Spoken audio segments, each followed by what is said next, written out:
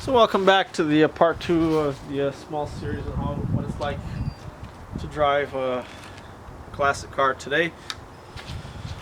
I was talking about handling and the different heights of cars. Handling has a lot to do with the height of a car and center of gravity. Race cars, cars designed to race at maybe 300, 400 kilometers an hour, they're very, very, very low. They're very close to the ground. Why? Because that keeps all the force, all the weight down, so to speak. If you're driving a large truck, maybe something like a delivery van, there's no such thing as a low delivery van. So the center of gravity is going to be much higher up, which means that on curves, your speed is considerably lower. Okay, and once again, that's got nothing to do with the age of the car. I'd much rather drive a Firebird, a 1971 Firebird, at 100 kilometers an hour on a curve, on a 60-degree curve, than driving a modern pickup truck or a van. Why? Because they are lower cars, are more suitable for higher speeds. Once again, it's nothing to do with the age of the car, it's just to do with the application, right? The same way that you can't put 10 people in a 1971 Firebird, you can't get a modern pickup truck or a modern van to drive safely at 100 kilometers an hour on a curve. So once again, that to me is pretty obvious, but some people don't really realize that. The other misconception is reliability, especially with to do with the engine. The internal parts, if you realize this, just realize this, the internal parts of the engine have changed very, very little within the last maybe 100 years. All right, the pistons are still aluminum pistons. The walls are still cast iron cylinder walls. Okay, the crankshafts are still forged crankshafts, are the best crankshafts. Connecting rods are still forged connecting rods. Those are the best. Cars with aluminum connecting rods are not as good. Okay, this car is all the internal parts of the engine are all forged. Okay, so that's how is it possible if the parts are the same, everything else is the same? How is it possible that a modern car has a more reliable engine? It doesn't. They are 10 times more easy to break. Okay, I'm sorry, but that is true. They are much, much less reliable. Why? One thing that has changed is engines have switched from being cast iron to aluminum, and some people really like that because aluminum is much, much lighter, so you get more fuel efficiency with the same engine, with the same setup, and the engine takes less time to warm up. To me, that's silly. I've seen I've seen a large amount of people complaining that their head gasket, the head gasket on their car went and it destroyed the whole engine. Why? Because although aluminum is lighter, it is much, much weaker than steel and cast iron.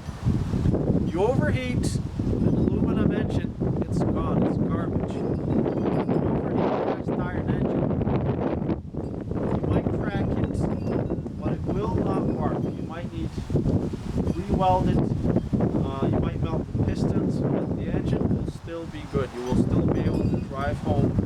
And let's see, you do seize the engine, change the pistons, and that's it. That's pretty much it. Maybe you bent the connecting rod, or change the connecting rod. Do you overheat engine, and everything is destroyed. The cylinders are cracked, the head is warped, cylinder head is completely garbage, pistons are melted, connecting rods melted, everything went to hell. It's garbage, it's useless, you can't do anything with it. So it's all a matter of, once again, it's a matter of choice. Would you rather drive a lightweight, more fuel efficient aluminum engine for 200,000 kilometers, or would you rather drive a heavier, maybe slower, more cast iron engine for 1,000,000 miles and use up a bit more gas or a bit more diesel, a bit more fuel? Once again, that's a matter of choice. Me, I'm obsessed with reliability. I want a car that lasts. I don't want to be changing my car every year because it looks old or because I don't like it anymore. I want to have one car that I can use for the rest of my life. So cast iron engine and classic cars are the way to go. There are many people, once again, there are many people that have had issues with their modern engines. They are much more finicky, much more picky, much more easy to destroy because of the aluminum parts. Simple as that. Aluminum is much weaker than cast iron. There are certain advantages, certain disadvantages. In an aircraft, you want a lightweight engine. It's not easy to put, although it is possible and has been done, it's much more difficult to put a cast iron engine on an airplane. Right? So each engine has its place. On the ground, if you want reliability, you need to go to classic cars. Why have manufacturers switched from cast iron to aluminum? Because it's much cheaper. Aluminum has a much slower boiling temperature. The energy required to make cast iron, the way engines are made, you get a big lump of metal, in one case aluminum, on the other case iron, you melt it and you form it. You need maybe a third or a fifth of the energy to melt aluminum. You can melt aluminum at home. You can melt aluminum in your stove. You can melt aluminum using pieces of firewood and a hair blower, right? You cannot melt cast iron. There is no way in hell that you can melt it at home. Just look up YouTube. There are hundreds of videos of people melting aluminum. You won't find a single video of somebody melting cast iron. Okay? So, on one hand, you have the advantage of weight. On the other hand, you have the disadvantage of heat. Any high amount of heat on aluminum is going to warp it. It's going to warp, it's going to destroy. Okay? So, like I said, as soon as you get a head gasket problem on a modern car, water starts leaking into the cylinders. It increases the compression ratio and causes the cylinder head to warp. You can run a cast iron engine on water and it will not warp. Cast iron has a coefficient of expansion of nearly zero. Coefficient of warpage is it's zero. You can stretch aluminum. You cannot stretch or warp cast iron. Some advantages, some disadvantages. On a car, 100 times I'd rather have a cast iron engine because it will not warp. Okay, so I guess that explains pretty much what reliability in terms of an engine means. This once again has a lot to do with highway driving as well.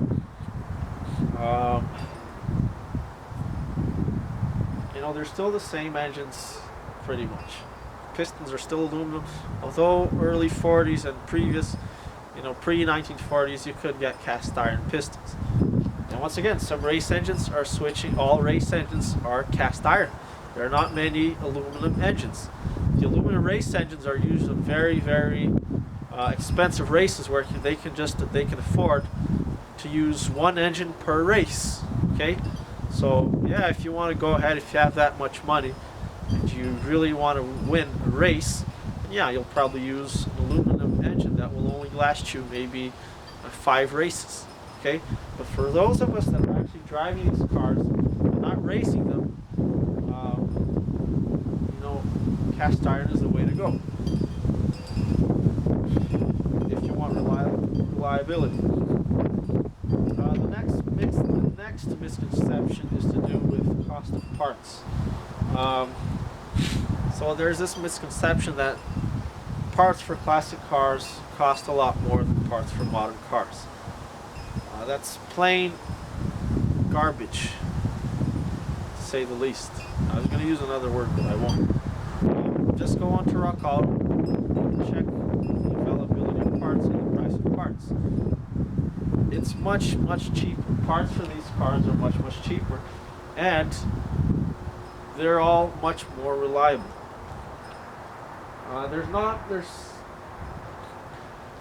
In terms of the engine bay, there isn't a single part that you can destroy, that will decompose, destroy itself. They're all made of cast iron, which is an incredibly strong material. That once again has to do with the mentality. Back then, people had the mentality you repair things instead of replacing them. Today, the mentality is the opposite. You replace things instead of repairing them. So, a cast iron starter motor, for example, in this car, let's take this car for example, it's all completely enclosed. It lasts forever. I might have, in 60 years' time, I might have to clean some brushes. Okay, you have a bit of maintenance, but there's no reason to replace it. All right. Whereas today, people just replace things. They don't make them to last as long, so you just replace it. Okay, so that's another way you can save a lot of money in a classic car. Most things in a classic car, and this again depends on which classic car we're talking about. That Cadillac Eldorado that I had a while back, it's horrible. It's just like a modern car. Many plastic parts. Plastic is easy to break. Cast iron isn't. Okay, it's as simple as that. It's not. It doesn't take a lot of brains to figure that one. So, and what people also don't get, they think, well, older cars are hard to find parts for, but usually it's the opposite. With an old car, you have a very large stock because you've already had a large demand of these cars. Many of them have been made.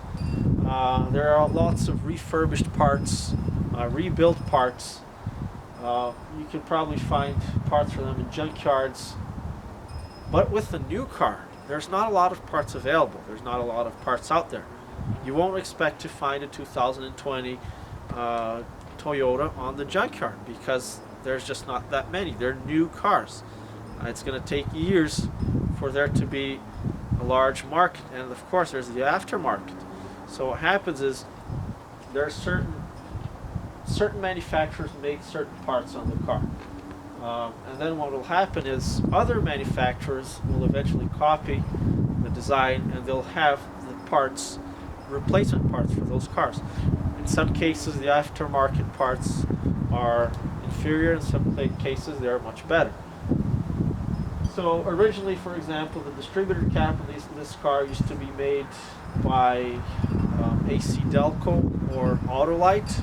Those are pretty much the only two major electrical manufacturers for classic cars. Every single classic car that you find, 99% of them, the starter motor, the generator, voltage regulator, all the electrical items will have been made by AC Delco, which eventually became Delco Remy or something like that. They're still pretty much the same, and Autolite, right? So eventually what happened is, years later, different manufacturers started making the same parts, and those are called aftermarket parts. So once again, it takes time. It takes many years for that to happen. So I hear a lot of people talking about spending thousands of dollars on a simple replacement on their modern car. So, you just do your research. Ask how much money a person spends on their car per year, and you will be surprised. I've never actually had to take the car to a mechanic. because yeah, I know I do most of the repairs. Actually, I do all of the repairs. But if I really wanted to, I could still take it to a normal mechanic, and it's any normal any good decent mechanic will be able to work on one of these cars. So I guess that covers parts cost, and of course this has a bit of variance. You get a rare car that maybe only 200 units were ever made, and yeah, parts are going to be very, very expensive. But those are exceptions to the rule, and there's not many of them. And I guess this once again goes back to one of the things I said in the previous video at the beginning. There's two different public, different different audiences, let's say, different customers for classic cars. On one hand, you have collectors. On the other hand, you have art drivers. Okay, so if you are a collector, then a lot of collectors, they want rare cars. They don't care if it costs $10,000. They want a car that's rare. So that's their choice, right? Once again, if it's a rare car, maybe just a door, maybe just a fender costs a lot of money. In my case, and to the case where this video is mostly applicable to, it's people that just want a normal car that they can drive. So for me, I want a car that isn't rare. I hate rare cars. It's just more pain in the ass. It's just more headache in the vast majority of cases. Everything is more difficult and more expensive if you have a rare car. And that's the same today. If you have a Maserati here in North America, you're gonna have to spend a lot of money. Just to change a pair of brake pads might cost you $500. Alright, so once again, this video is more applicable to people that want just a normal car. Ford, a Dodge, an American Rambler, a Nash, a Jeep. You just want a normal driving car that regular folks use. You don't want a high-end, rare vehicle, right? So I guess that pretty much covers parts cost. Okay, in terms of mechanics and repairs, nowadays you take a Toyota to a Ford mechanic, they'll just throw you out. They'll say, I can't work on your car. You need specific mechanics for each specific make today. That's the way it goes in most cases. And in many cases, especially with the newer cars, you're having to go to the dealer more and more. The further back in time you go, the more repairs you could do yourself, or maybe a neighbor, or maybe your dad, somebody that knew about cars. You always had somebody that knew about cars in your family back then. Either family, like I said, family member or a neighbor. But nowadays, you don't know anybody that knows anything about cars. Most men today don't even know how to change a battery. They don't even know how to check a battery. They don't know how to clean a battery post. They don't know how to check the brake fluid level. They don't know how to do an oil change. Back then, everybody used to know how to do these simple, very easy tasks. All right, incredibly easy. But people today, they don't know anything about that, because society has shifted to a different way of thinking, a more production form of thinking, perhaps, or a consumeristic form of thinking as well. But any decent mechanic will be able to work on these cars. Just open up the hood, and any child can tell you which one is more complex, which one is more difficult to work on. You open up the hood in one of these cars, half of the engine bay is just empty. You can literally see the ground. You can literally see through it. In most modern cars, in all modern cars now, it's a pain in the ass just to find the oil filter. It's a pain in the ass just to find the starter. In some cars, you can't even remove the battery. They are 10 times more complex. They are 10 times more difficult to work on. That's why you can change a head gasket on this car in under half an hour, whereas people are paying $2,000 to $5,000 to change the head gasket on a diesel truck or on a van, because you have to disassemble the whole car in order to gain access to the head gasket. Even the headlights, even normal light bulbs on a car now, it's impossible to gain access to. Everything has become much more complicated. I'd like to make a quick reference to a famous physicist called Albert Einstein, who once said, "Make things as simple as possible." Okay? Make things as simple as possible. That sounds obvious, but to me, it's just got a profound meaning, and it's very important, and it's something that people have went, manufacturers, cars have gone away to. You'd think that over time cars would become more simple, more reliable, and actually the inverse has happened, which just goes to show. I'm kind of running off topic here, but society has inverted values today. They're inverting values more and more, right? But that's another topic for some other video. But as I was saying, if you have anybody that has the basic knowledge of cars, can do these repairs on their own, and even if you're not able to do it on your own, any decent mechanic will be able to work on these cars. Which I have to go back to parts, talking about parts. Depending on where you live, okay, most countries in Africa and even lots of countries in South America, many poorer countries, they still use classic cars even today.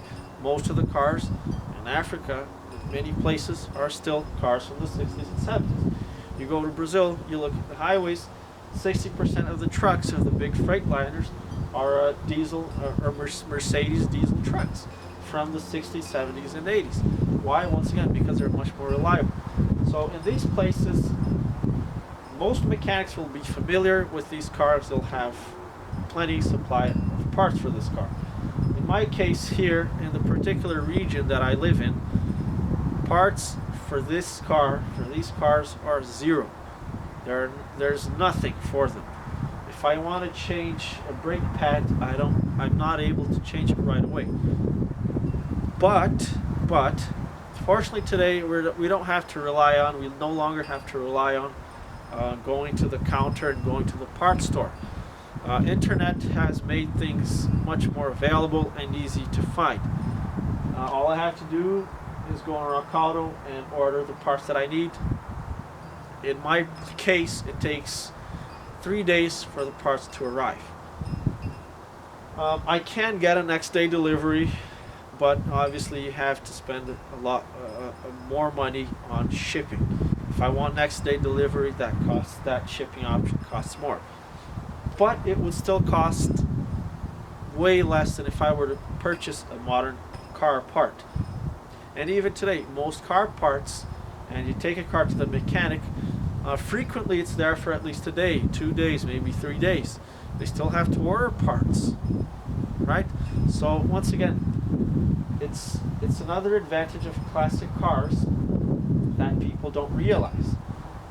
And once again, the availability of parts has a lot to do with the region in which you live in, and it's got absolutely nothing to do with the age of the car. There's no correlation. There's no link between age and availability of parts. That being said, I'd like to make another exception. When I say classic cars, I'm referring to cars between 1930 and 1985. A car from 1915 is a whole different story. Before the 30s, there was no such thing as production line. Cars used to be made individually. So you get a car made in 1905, it would have been made individually. There's no other replacement parts for it. So you'd actually have to make parts for this car, for that kind of car. But once again, that's a whole different story. I'm not talking about those kind of cars, okay? Cars from the 40s, 50s, especially 60s, they were all mass produced, okay? And once again, I say that with not all cars were mass produced. Some were made much more than others. So here's an interesting fact. Model A, there were 5 million Ford Model A's made. 5 million. All right. So I know it sounds funny, but it's actually true. It's much easier to find parts for a 1929 Model A than it is to find. It's also much easier and cheaper to find parts for a 1930 or 1935 Model A than it is to find for a 2016 Porsche. Right? So once again, it's nothing to do. Parts availability has nothing to do with the actual age of the car. Provided until reasonable time frame, which is after 1930 and before 1985. All right, so maybe 1925, I would say. But anyways, I guess you guys get the point. I have no problem waiting 3 days for a part. You always want to fix things before they break. You see, that's another big difference between people today and people back then. People today, they just get in the car, they drive. They don't do an oil check, they don't do a brake check, brake fluid level check, they don't do a coolant check. They just get in the car and they drive it. They don't know anything else. All right? So basically what happens is people drive their cars until it breaks. And the vast majority of people, they do no maintenance on their cars. There's a lot of people that I know, and in my opinion, obviously that depends on the region, but most people, they don't do any maintenance. They just fix something when it's broken, and that's kind of bad. So, for example, brake pads. You want to change your brake pads before your car starts sounding like a train. I've known people that have driven for weeks with the car sounding like a train. Brake pads were completely gone, and you had metal-to-metal contact for over 2 weeks. Driving on the highway, obviously what happened? Brake pads were done, of course, weeks. They were done for weeks, and because they drove it that long without brake pads, it damaged the discs and the rotors, right? So that's a classic example. As soon as you hear, the right thing to do is, as soon as you hear that sound, you have to get your new brake pads. And even better, what I'd like to do, if possible, is just have some brand new brake pads for when you need it. They don't cost that much at all. And if you can buy them ahead of time, you can buy parts that you'll need ahead of time, then you'll save yourself a lot of money, a lot of time, and a lot of headache. But once again, that's something that people don't normally do. It's a habit that's sort of been lost over time. So once again, in my case, I have the only disadvantage that I have, and I'm sort of saying this in a very pessimistic way, is that I have to wait 3 days for my parts to arrive when I need them, right? But like I said, a lot of other people are in the same situation or worse. Some people are waiting for a whole week. Some people are waiting. They can do the job right away, but they get a bill that costs them their leg or their arm, right? I'm having to wait for 3 days for brake pads that cost $13 for 2 pairs. Yes, you heard that correct. Alright, so I guess that covers that. Alright, for the famous fuel economy. A lot of people have this incredibly wrong misconception that fuel economy is linked to the age of your car. That's absolutely ridiculous. Alright?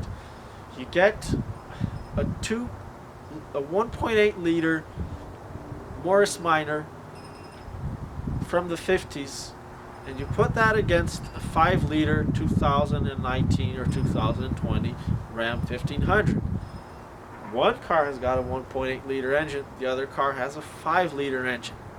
Which one is more fuel efficient?